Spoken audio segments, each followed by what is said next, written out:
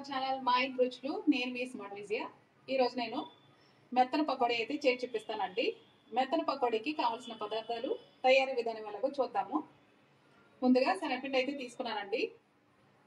అలాగే ఒక ఉల్లిపాయ, 2 పచ్చిమిర్చి, 1 స్పూన్ కారం, రుచికి సరిపడా ఉప్పు, కొద్దిగా బేకింగ్ సోడా అండి. కావాల్సిన పదార్థాలు అయితే చూసాం కదండి. ఇప్పుడు తయారీ విధానం ఎలాగో చూద్దాము. ఒక బౌల్ తీసుకుని ఇవన్నీ అందులో వేసేసుకుని వాటర్ అయితే యాడ్ చేసుకుని కలుపుకోవాలండి.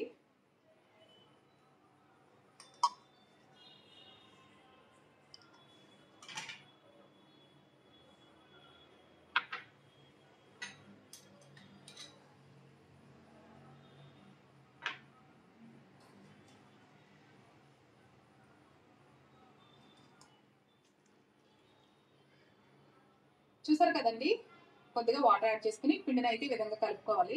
ఇలా కలుపుకున్న పిండిని 10 నిమిషాలు మూత పెట్టేసుకుని పక్కన పెట్టేసుకుందాము. స్టవ్ వెలిగించుకుని పకోడీకి కావాల్సిన ఆయిల్ అయితే పెట్టేసుకున్నానండి. ఆయిల్ కూడా వేడైపోయింది.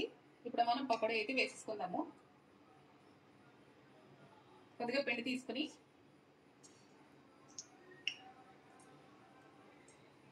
మనకు నచ్చిన షేప్లో వేసేసుకోవచ్చు. వేసుకుని వేయించుకోవాలండి. మరి ప్లెయిన్గా వేస్తే బాగోదని చెప్పేసి నేను ఒక ఉల్లిపాయ, పచ్చిమిర్చి కూడా వేసాను. పకోడీ అయితే వేగిపోయిందండి. ఒక ప్లేట్లోకి అయితే తీసేసుకుంటున్నాను. చూసారు కదా ఫ్రెండ్స్, వేడి వేడిగా మెత్తన పకోడీ అయితే రెడీ అయిపోయిందండి. ఇందులో మీకు ఇంకా కావాలనుకుంటే అల్లం తరుగు, అలాగే కరివేపాకు కూడా వేసుకోవచ్చండి. నేనైతే వేయలేదు. నచ్చితే లైక్ చేయండి, షేర్ చేయండి. ఈ రెసిపీ మీకు కూడా నచ్చిందని అనుకుంటున్నాను. నచ్చితే మీరు కూడా ట్రై చేసి ఎలా వచ్చిందో నాకు కామెంట్ చేయండి.